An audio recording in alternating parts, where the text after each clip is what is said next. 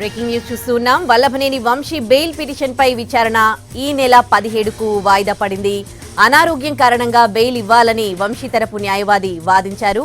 ఇది రాజకీయంగా కక్ష సాధింపులో భాగంగా పెట్టిన కేసు అని వాదించారు వంశీ తరపు లాయర్లు. విచారణ తర్వాత ఈ కేసును ఈ నెల 17కు వాయిదా వేసింది కోర్టు.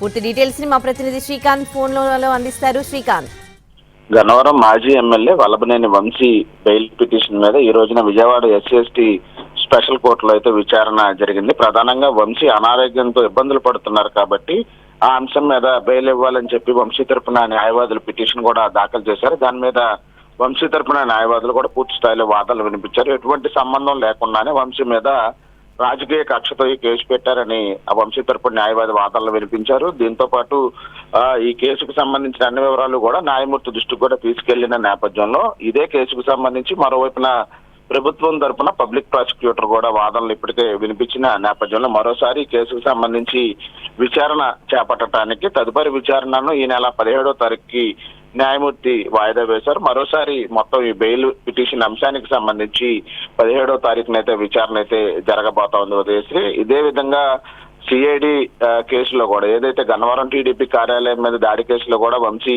అరెస్ట్ అయ్యి ప్రస్తుతం రిమాండ్ లో ఉన్నారు. ఆ కేసుకు సంబంధించి కూడా రేపు ఆ బెయిల్ పిటిషన్ మీద కూడా రేపు విచారణ జరిగే అవకాశాలు అయితే ఉన్నట్టుగా మనకు తెలుస్తుంది ఉదయశ్రీ.